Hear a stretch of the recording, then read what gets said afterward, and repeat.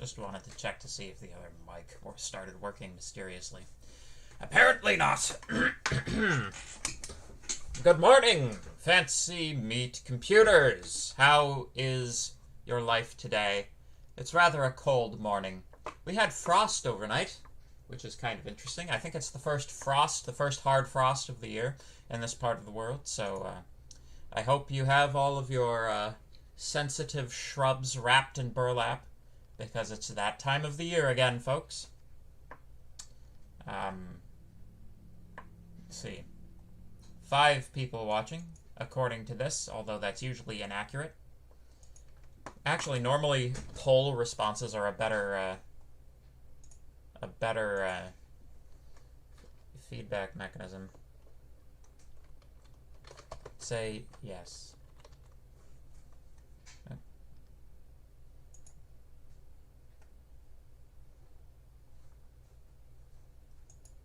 My chat pane went away.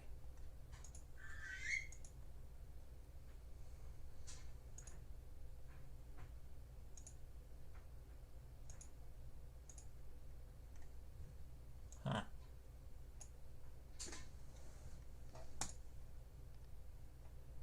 Good morning. So, let's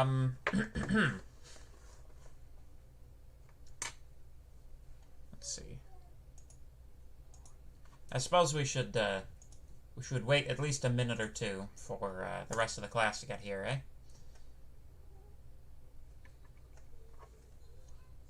They're a midterm or something?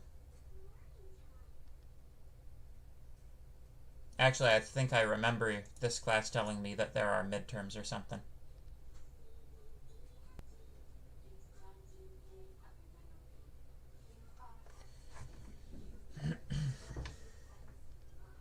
I am using realloc to decrease the size of my subarray in case of overrun, but my actual size of array equals size of harray divided by size of pointer harray is never actually decreasing. What? I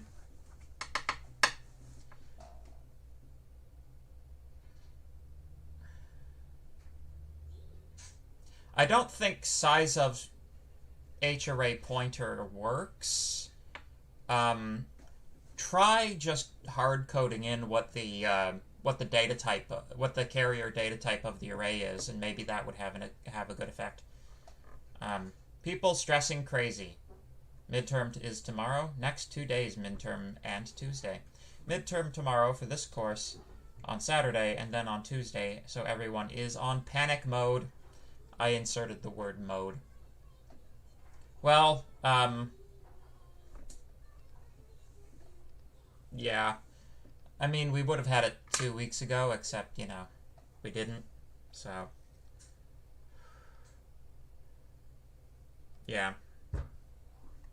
Well, just remember.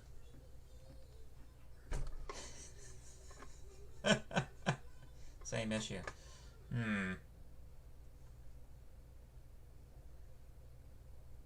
Yeah, I don't know. Maybe try assigning the reallocated pointer to a new pointer. But incidentally, shouldn't you know the size of it? Because you had to use, you had to know the size to reallocate it, right? So wouldn't you be able to get the size of it not using, you know... It kind of trusts that realloc works, but... Yeah. Marketing midterm, anatomy midterm. My goodness, you people are taking a lot of courses. My goodness. Well, it is what it is. If anybody has any particular, if anybody wants to drop by the office hours today for a, you know, a little extra study sesh, then drop on by office hours and we'll, you know, I will help you in any way that I can. But we need to keep on moving. We need to keep moving with our lectures. So, the last 2 were super long. So this is probably going to be a 3-part lecture. What is the poll question? There is no poll question. I was just doing it to see how many people were in the chat, because right now, like, I've got 17 poll responses, or like 15 poll responses, but it's only showing me 7 concurrent viewers. It just popped up to 16. There you go. It's more like, that's more fast to know how many people are in the crowd. But when are office hours? They are 1:30 to 3:30. ITB 102. Yes, sirree, Bob. So, oh my gosh, I need to regenerate this one. Crepes. All right. Compile. There we go. Ta-da! Good. Awesome. So, we're going to talk about data structures. We're going to mix that in a little bit with some bitwise stuff. We're going to talk about 2's complement. So all of that fun stuff that people were asking for, begging for last, like a few classes ago. They were simply begging me to teach them 2's complement. So here we go. All right. So, but first we're going to talk about structs. So, not destruct, but struct. So, let's talk about getting some structure in your life. Up to this point, we have had no abstraction mechanisms in C besides functions. Consider the following scenario. Let's imagine that we have a database that contains names, email addresses, and pinball high scores of customers stored as a CSV file. You guys might not know what a CSV file is. Do you know what a CSV file is?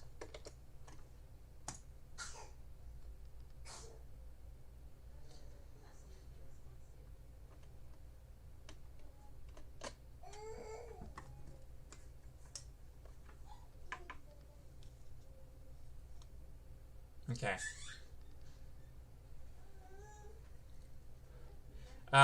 So to Avery's question, the 2 questions you refer to on the assignment were, last year they were on the midterm, so they are not designed to take too much time, but,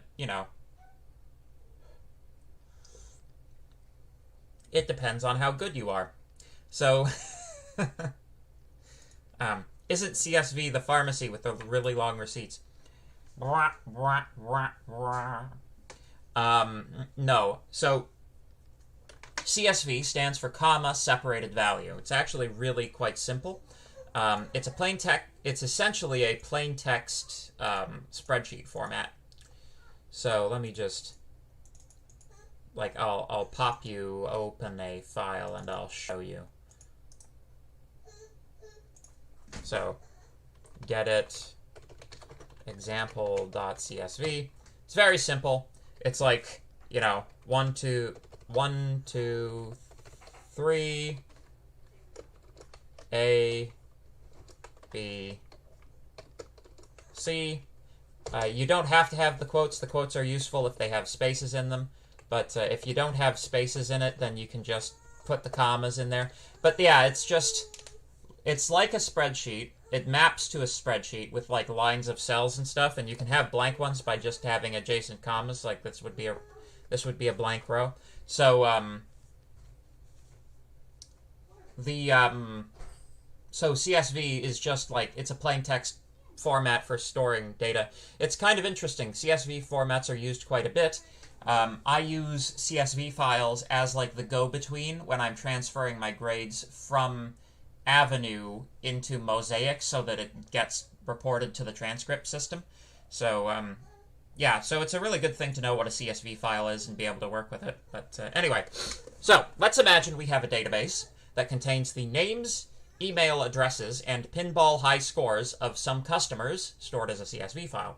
So we've got John Boring, we've got Sally Plain, we've got Nancy Snore, and Peter Bland each have rather bland high scores for pinball. And then we've got Thomarius the High Elf, who has the maxed out score. Yep. We could, of course, group this data by field into arrays, or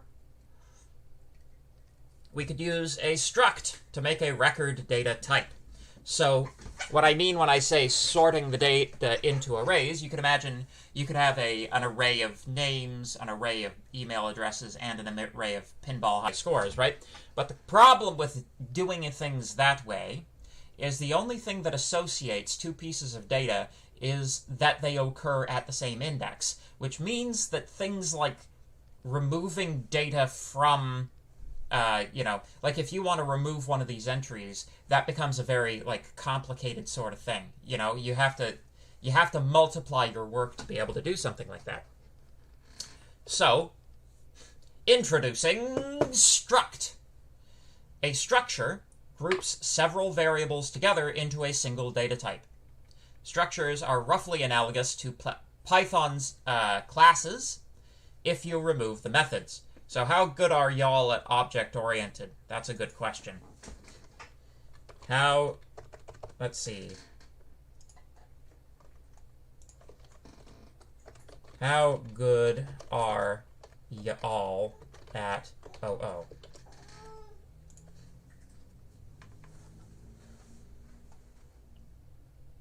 So, you remember classes in Python, I hope. With a class in Python, you have a certain number of data fields that are populated by your initialization function, and then you have a bunch of functions as well that attach to the data. In C, it's much, much, much, much simpler.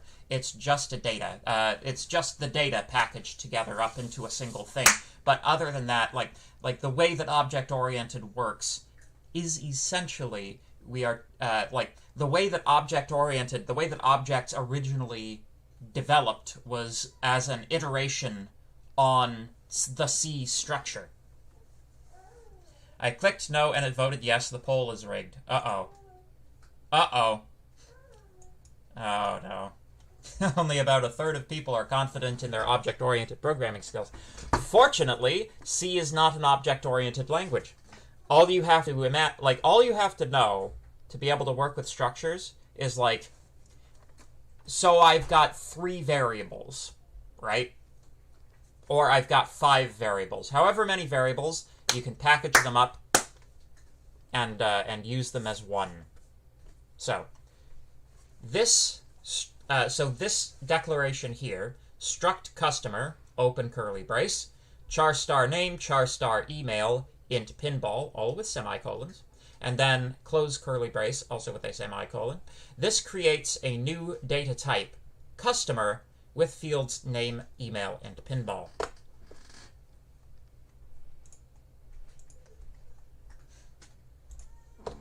So, the fields of a structure are accessed through dot syntax.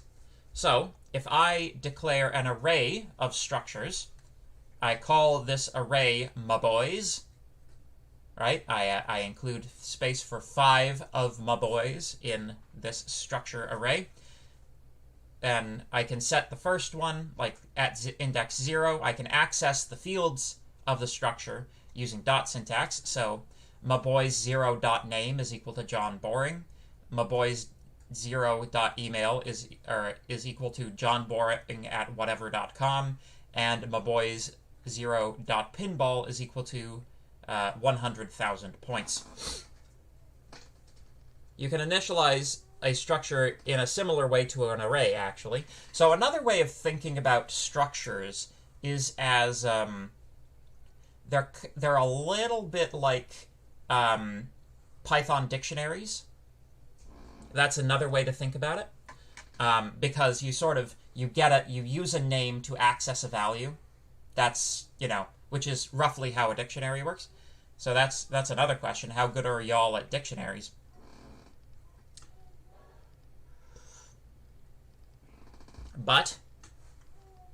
So you basically have two ways of initializing this data. You can either do it by addressing each of the fields individually, or you can provide an array-like structure which contains all of the initial values for all of the things, and you don't have to, like, it's less typing, essentially, but, you know, you can provide all of those fields sequentially using curly brace notation.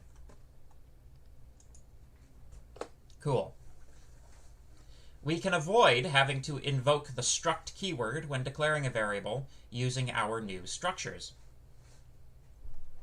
Simply include the following line in the global namespace. So if you include the line typedef struct customer and then give it some give it some other name like customer with a capital C, then you don't have to include the struct keyword every time you're using a structure. Otherwise you do.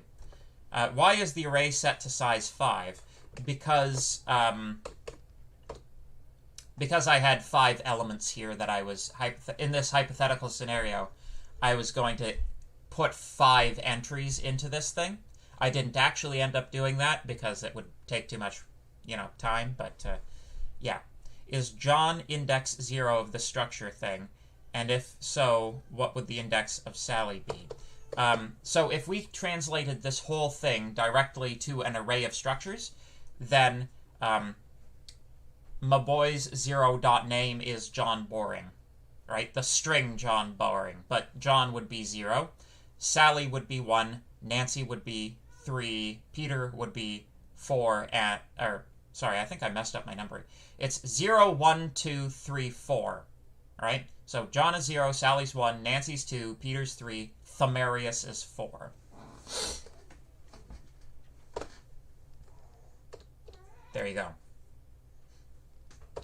You don't have to use them inside of arrays, though. You can also just use you can use a structure just to have one structure declared. That's what lines 5 to 7 are showing here. How do you set up the index with the curly brace definition? Oh, it would be very simple. It would be very simple, my friend.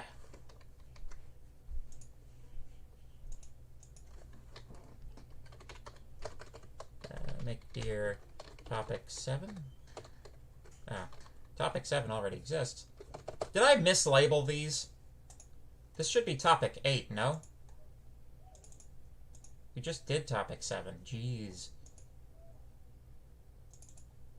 Not scripts.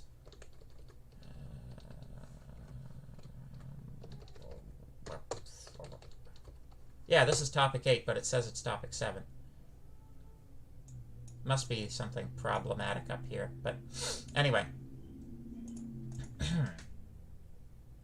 So anyway, make dir topic 8, td topic 8,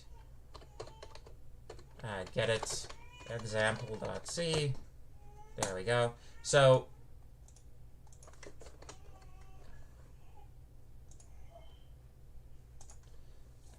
it would be very simple. I'm gonna just include stdio.h int main. So if I had my structure, right, struct customer char star name char star email and int pinball.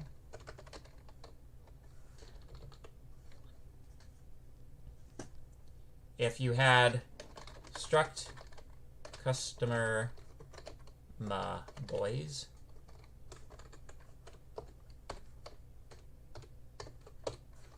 then you could initialize using curly brace notation in the following manner. Ma boys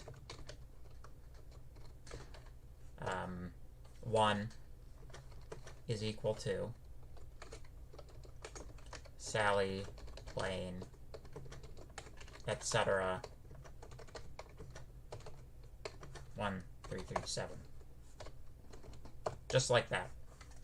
You could do initialize it that way. Damn, we are going to have a 2EO4 crossover soon.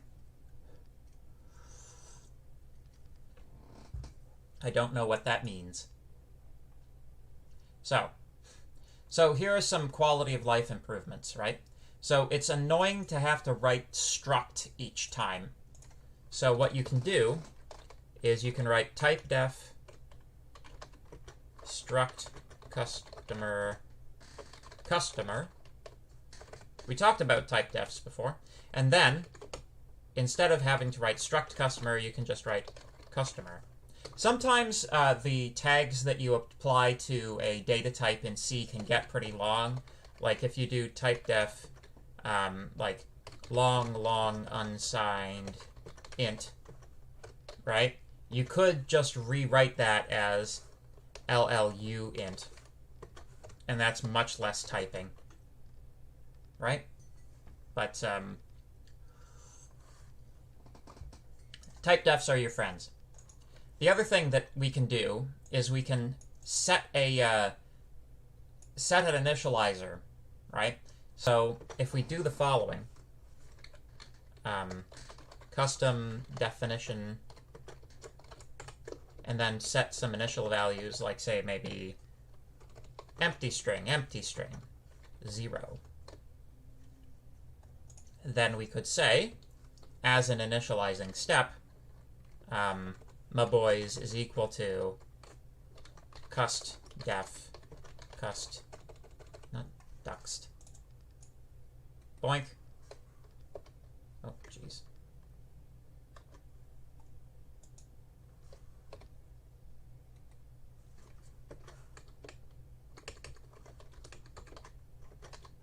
Five. There we go.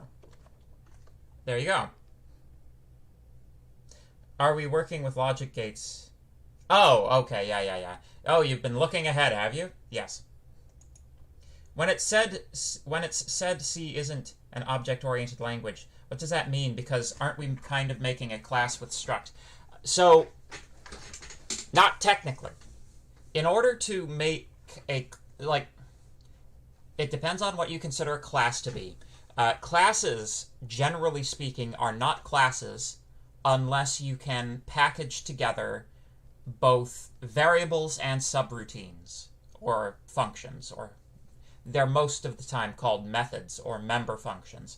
But a class with no member functions is not a class, it's a structure, right?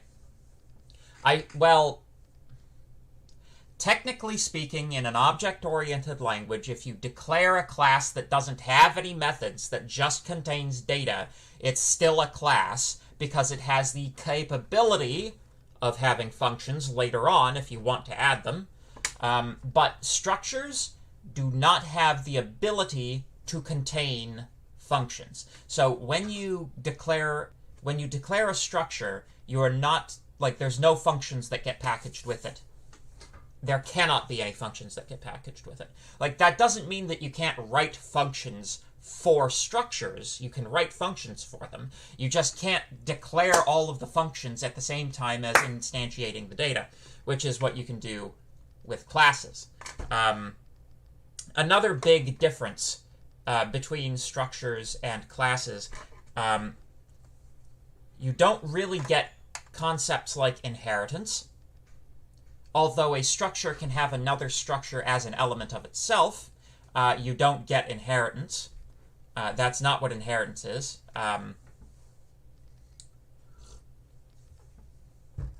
So, there. And you also don't have protection levels. So, if you, like, most of you should be aware of, like, the difference between public and private variables, right? If not, private variables are accessible only to the methods of the class, whereas public variables are accessible outside of the class. Same thing with private and public methods. Like, you can have methods that are just bound up inside of the class itself, and you have methods which can be accessible outside of the class as well. Struct does not recognize any of that. It deals with structures with the same with the same semantics that it deals with variables. So you've got, local and you've got global, and that's about it. It's very much like I just have a bunch of variables that are always together, so I'm going to smash them together and deal with them as a unit. The structures conceptually, I don't feel are super, super difficult. Maybe I should ask if everybody's following this. Are you good so far?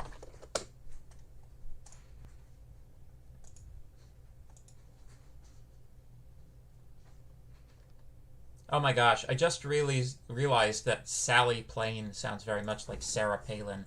Like, Palin is an anagram of plain. That's hilarious. Haha. Wouldn't it be nice if politics were that easy, hey? Okay. Oh my gosh. Well, I can't, in order to improve your understanding, I need to know what it is about this that you find confusing. So, the act of voicing a question is actually very, very important for improving your understanding.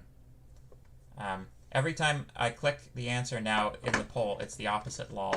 Oh my gosh. David is cursed. David's computer is cursed.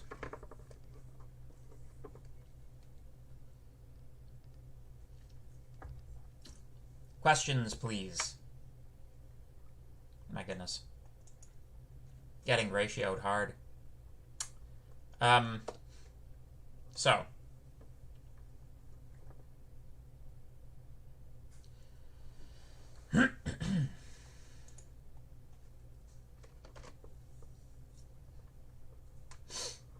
Hopefully structures will start to make a bit more sense when we see a few examples. So, additional notes on structures. Structure members may be variables of a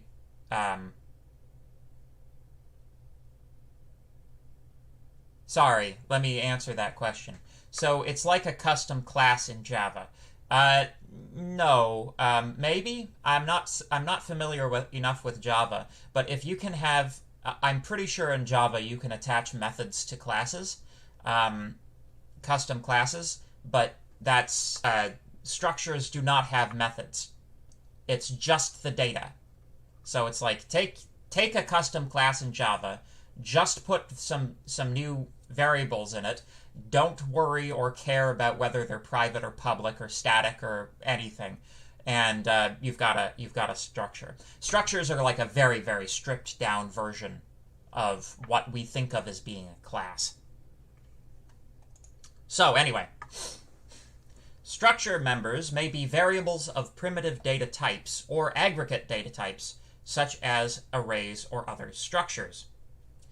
A structure may not contain an instance of itself, but a structure may contain a pointer to an object of the same type as the structure. So many advanced data structures, such as trees, rely on this. This makes it a recursive or self-referential data structure. What did I mean by inheritance before when talking about structs compared to object classes in other languages? So inheritance, right? Inheritance is a very important property of objects in object-oriented languages.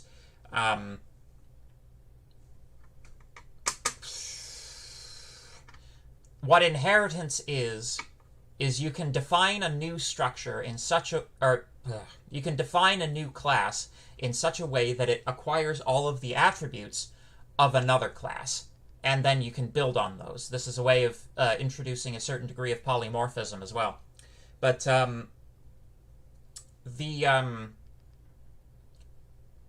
so it's like inheritance and with inheritance you have a base class and a derived class. This is like C++ terminology. So you, like, for the example that I use in my 1MD3 class is Imagine that you have a class for a point in two-dimensional geometric space, like Euclidean geometry, just like an xy coordinate. Now let's imagine that we wanted to graph it, and we wanted to attach a color to the point, and you wanted to attach a marker shape, so that you wanted to graph it, right?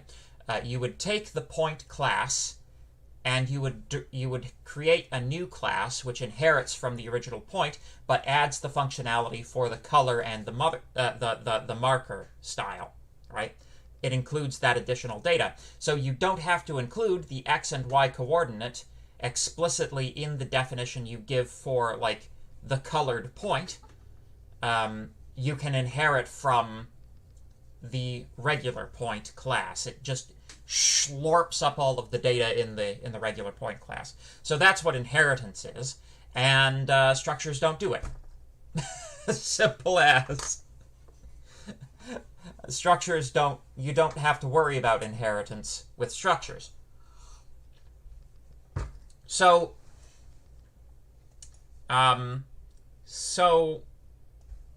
there are some limitations about what a structure can contain.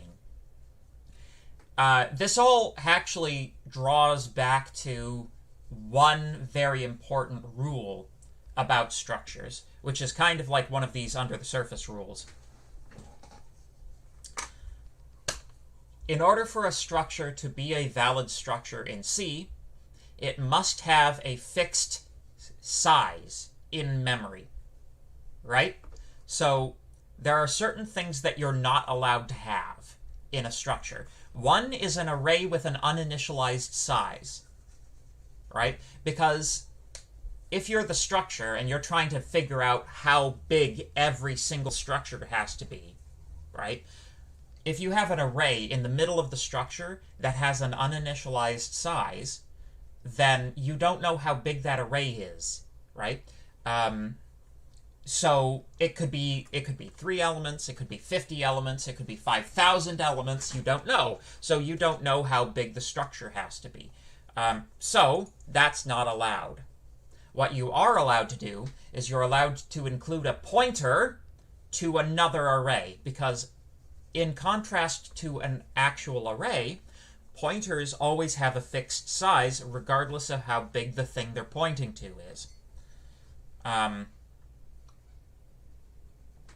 Which is why we can get away with having strings of any particular size included in our structure by labeling them as char stars and not character arrays of indeterminate width. So you'll notice, like, none has different, like, each one of these guys has, like, a different size, right? So we don't have to worry about it because we're using pointers. So pointers are allowed because they have a fixed size.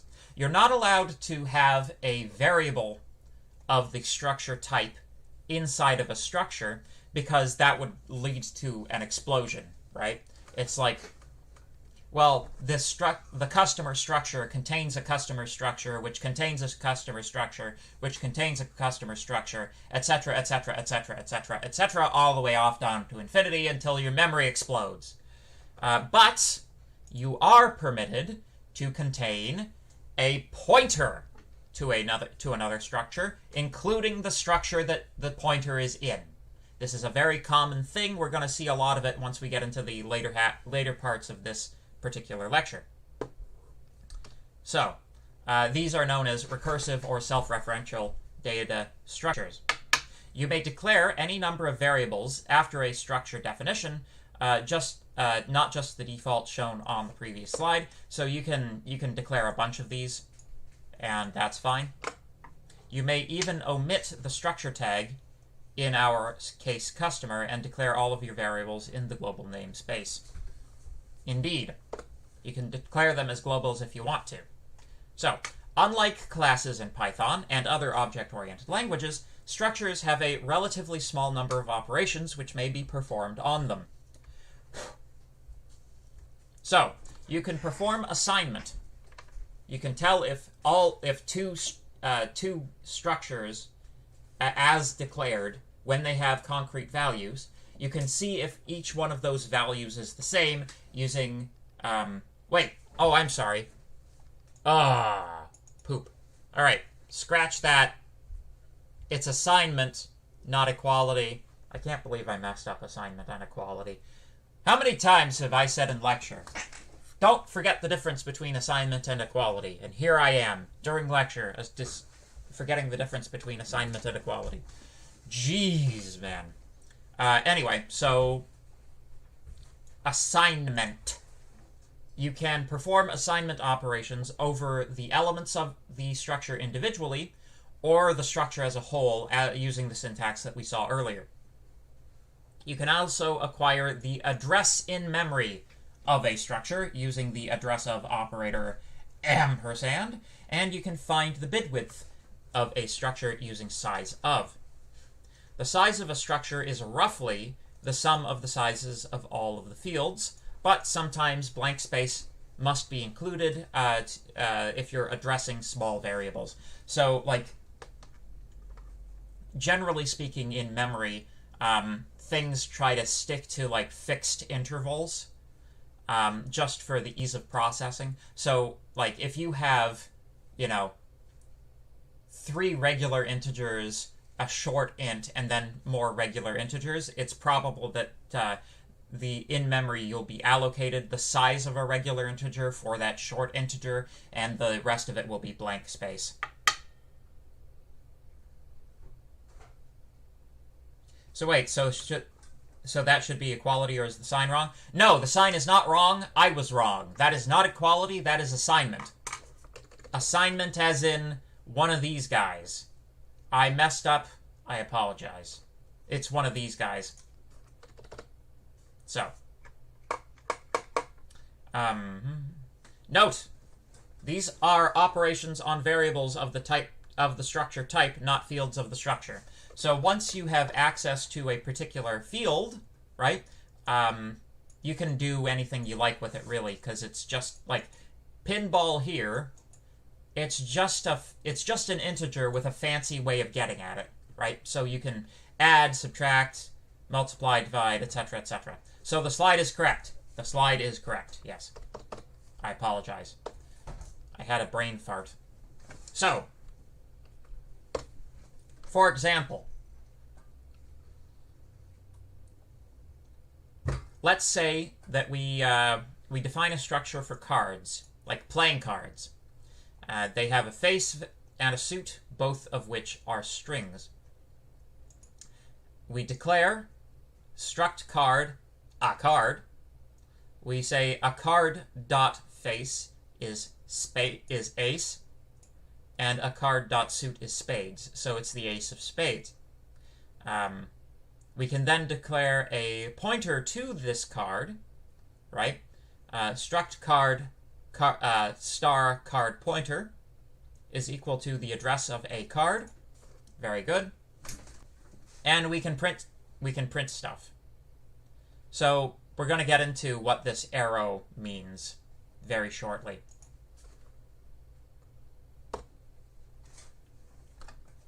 So, in the previous example, you may have noticed a pointer to a structure data type. When you have a pointer to a structure, you can access the fields of the structure pointed to using the arrow operator. I'm going to call it the arrow operator, even though it's like hyphen greater than. It's supposed to be an arrow. So this is syntactic sugar for pointer dereferencing and field access combined into one operator. So if you have a pointer to a structure and you want to get at a field of that structure that's being pointed to, use the arrow operator. Or, like, optionally, you can dereference the pointer and then use dot syntax, but it's just more typing,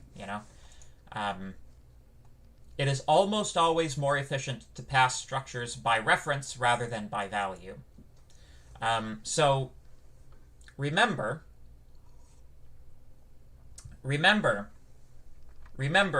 my children, that C uses pass by value. That means it must create a duplicate copy of anything that it passes into any of its functions.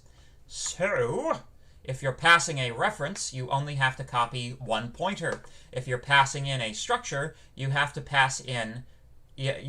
copy in some arbitrarily large set of data, right? And structures can get quite large if you're doing like a real-world problem. Imagine you had a structure with like 150 things in it, each of them a pointer to a string, right? You would have to copy out all those 150 things, which takes a long time. And it's not necessary because you can just pass a reference to the thing. And that just works. So, you know, it's, although, like, the gains that you get, like, if you have a structure that contains, like, you know, like 3 characters, then you're not saving any work, right? But, normally you'll be saving work like this. So you can allocate memory to a structure pointer the same way as anything else using malloc or calloc, and don't forget to free. So in the same way that you can allocate an array with data, you can you know, section off a piece of memory and give it to a pointer to be an array. In the same way, you can section off a piece of memory and give it to a structure. And quite frankly, I think structures are a little bit easier to use this way.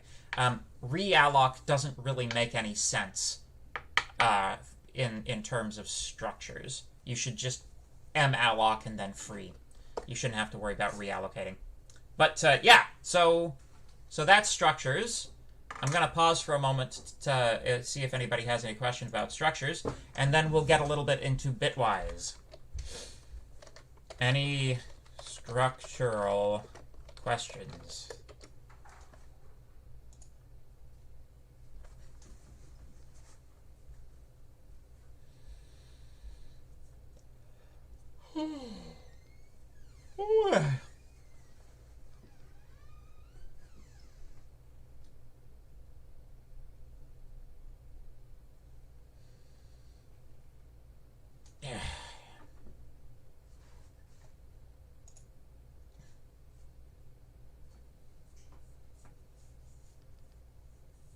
Well, if you have questions, ask them.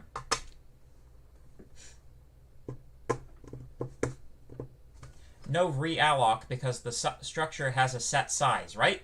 Correct. Yes. Okay. I'm lost on the arrow usage. Okay. Well, we can take a look there. So let's imagine, right, that I had a customer pointer, some cust, and we set that to the address of my boys 2, right? If you do some cust dot name, that won't work because some customer is not a structure itself, it's a pointer to a structure. So you would have to dereference it. But the problem with that is that the dot operator actually binds more tightly than the pointer dereferencing operator, so you would have to include these parentheses, dereference the pointer first, then do field access. That is the exact same thing as some customer dot arrow name. It's just the same thing. It's just a relabeling of dereferencing combined with field access.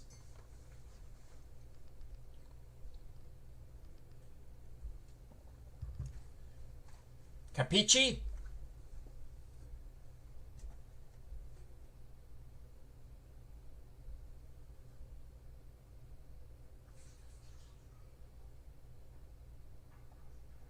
Boy, my email is blowing up this morning.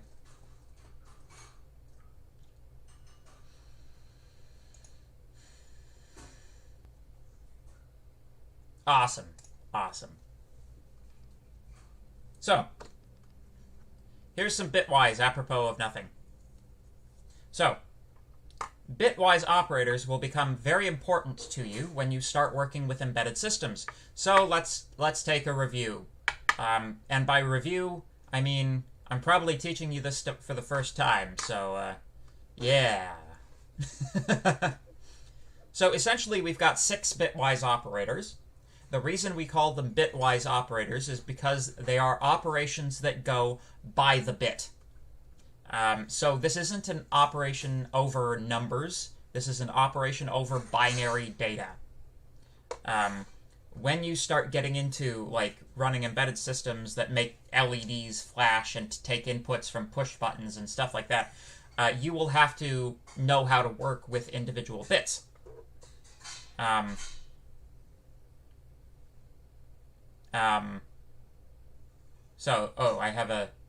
have another question. How many more hours is it worth trying to figure out why one line of code doesn't work instead of moving on to other problems? If you've spent more than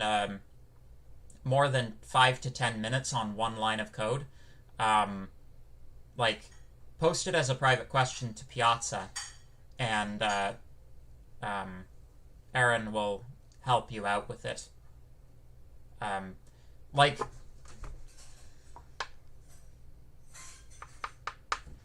don't be afraid to seek assistance. Don't be too proud to seek assistance. All right? Like, C programming is tricky. And, like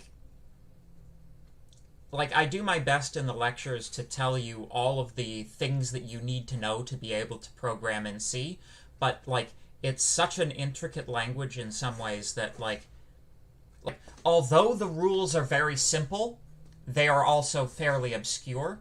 So if you're hitting up against an obscure rule that you don't know, the best thing you can do is seek out the help of someone who knows what they're talking about, which in this case would be, like, the fastest way to get that done is through Piazza. You can post private questions on Piazza? Yes, you can! There's totally the ability to post private questions on Piazza if, like, because, like, just, like, barfing up all of your source code into a question on Piazza is, like, not on, you know, because that's academic dishonesty, technically speaking. But, you can totally, like, copy large sections of your code into a private Piazza question, and the TA will be able to look at it and answer it, and you'll get help on a particular problem you're having. So, yes, Piazza. Use Piazza. Aren't they all private? No.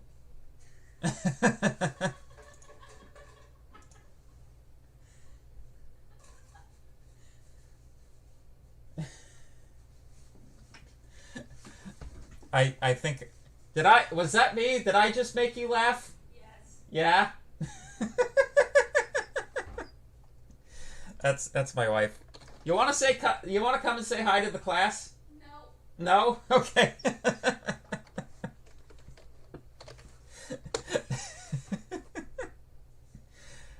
So with Piazza, the beauty of the Piazza system is that, no, like, I can see the private questions. You can see someone's asking a private question here, and it's like, I'm having a seg fault, can you help me out with this? And it's like, yes, we can help you out. You can see the response time, the average response time on Piazza is 27 minutes, which is pretty good. But yeah, like, if you're having difficulty on the assignment, just, like, browsing through the public questions on Piazza will likely yield up many useful hints. So, it's oh my goodness, I'm actually looking at this, but you're not because it's on my other screen. There we go, look! See, Piazza. All of these questions are public, so you can read them, and you can even answer some of them if you want. If you're, you know, that type of person. But yeah, this is, like, if you're not using this, like, use it. Really. Sorry, private does not equal anonymous. Yeah, no, I'm pretty sure that you can ask private questions anonymously. I'm pretty sure you can ask private questions anonymously, yeah. But, yeah.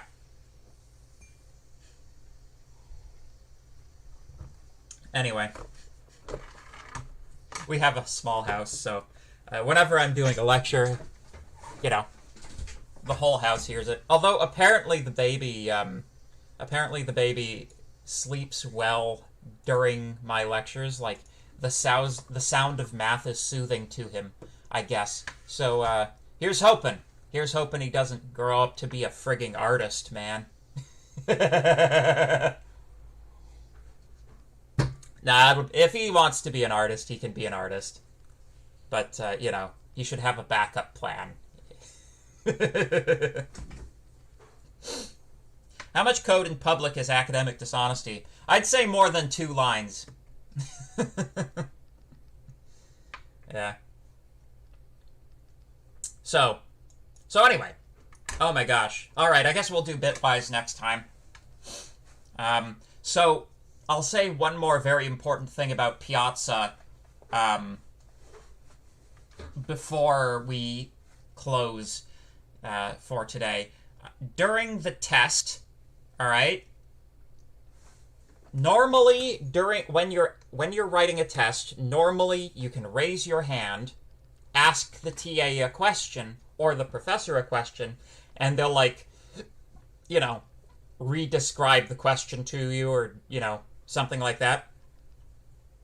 I'm subscribed, show us the baby. I can't, he's asleep. That's the excuse for today.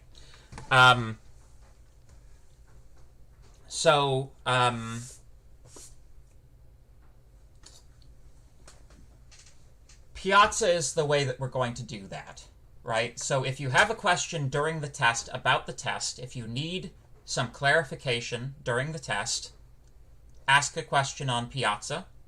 Private questions are preferred during the test, especially if it contains any code whatsoever. The baby can be asleep during baby reveal. No, the number one rule of babies is you do not wake a sleeping baby. This is the iron law of parenthood. You do not wake a sleeping baby under pain of death. If you start speaking to the baby in C, can he be bilingual by the age of 7? Probably. I mean, babies can be bilingual, like, from pretty early on, I think so. It depends on whether or not you're bilingual with the baby, right? How much, so, is pseudocode academic dishonesty? If you're asking questions like that, you should be asking your question privately. Yeah.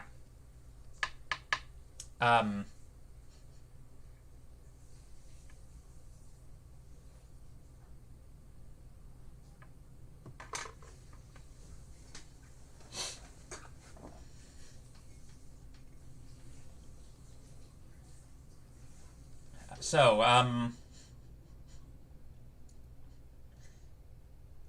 yeah. Are there any questions? Like, are there any questions about the test at all? Is everybody clear?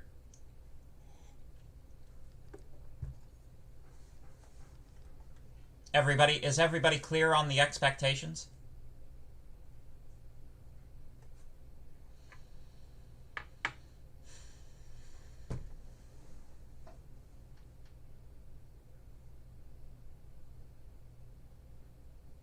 Is it 3 questions?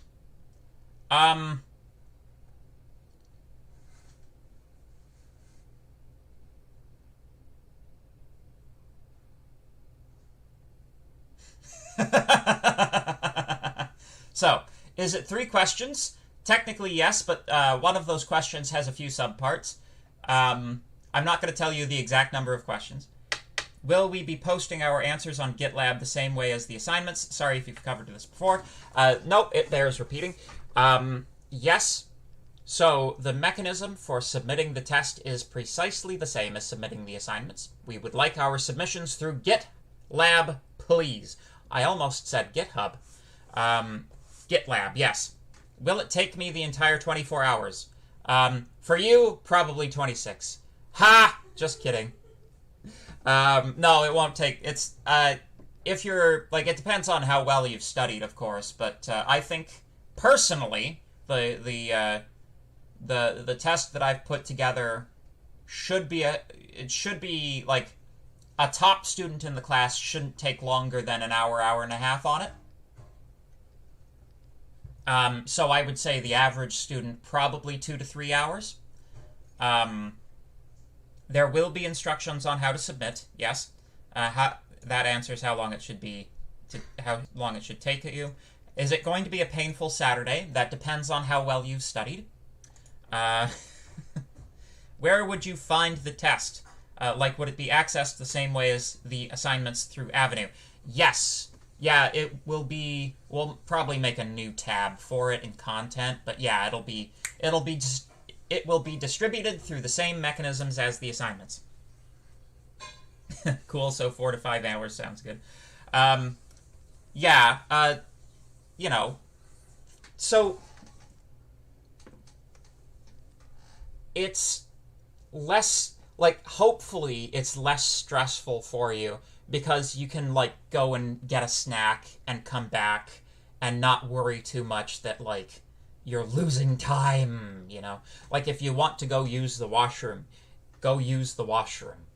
Will there be part marks? Well, yeah, there will be part marks, yeah. Yes, there will be part marks. But it's still going to be, like, put through the autograder, so. To the degree that the autograder is already generous with the part marks, that is the degree you can expect the test to be generous with part marks.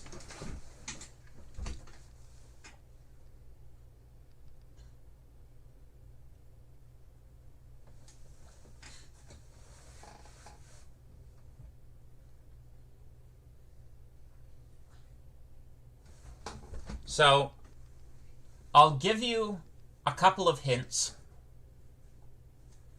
There is a question on the test that deals with recursion, and there is definitely at least one problem on the test that deals with pointers. So, there. If you study those two things, you should have a leg up.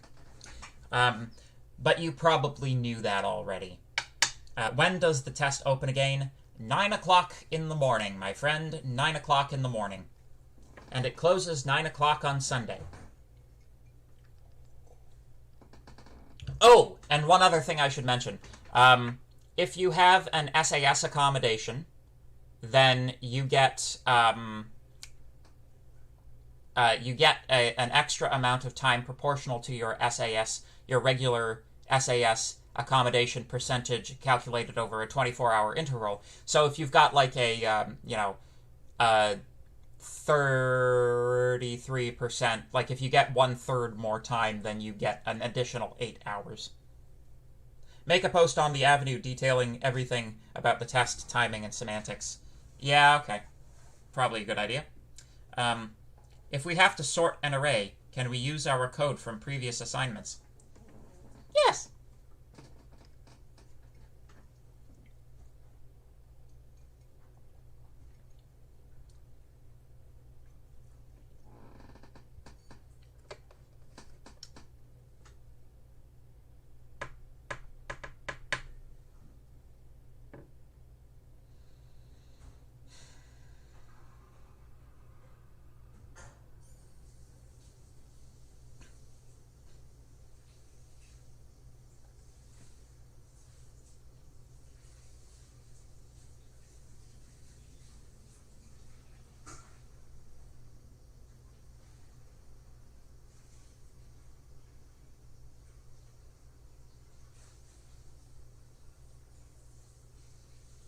Any other questions?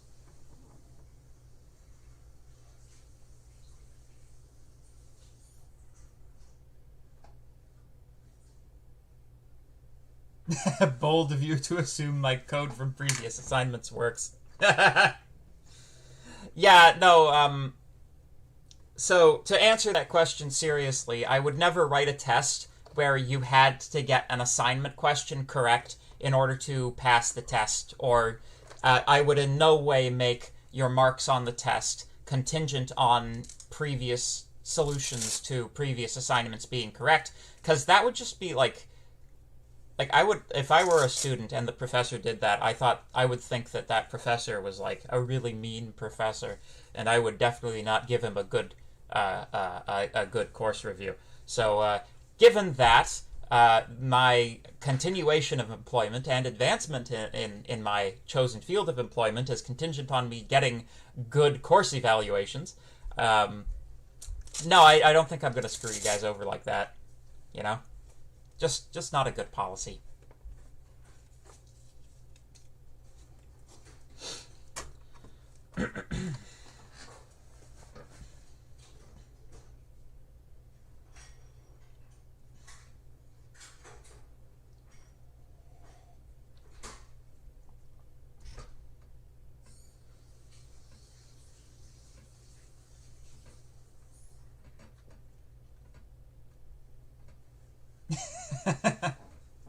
Okay, here's the plan, alright?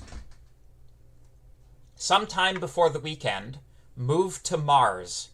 Because on Mars, the day is actually, I think, 27.5 Earth hours long. So you get the extra 3.5 hours.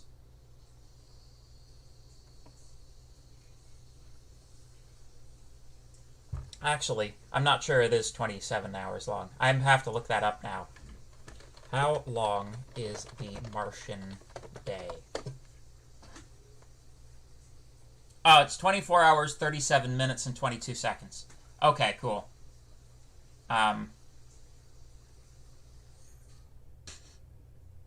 Right. So if you want an extra 40 minutes on the test, move to Mars.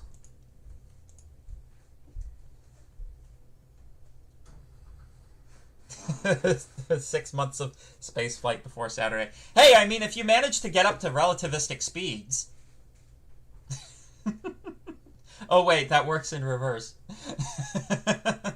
It would be like a couple of days, subjective time.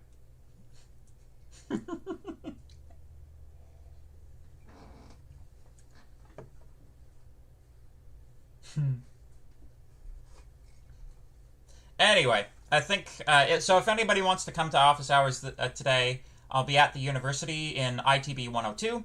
Look forward to maybe having some actual physical people show up to office hours for once. It's so lonely. So lonely. Anyway. All we have to do is figure out how to travel at the speed of light. Yeah, I mean, that's the easy part, right? Passing the test is the hard part. We can study on the trip up. Exactly! Alright. Take her easy, folks. I'll see you next week. Good luck on the test!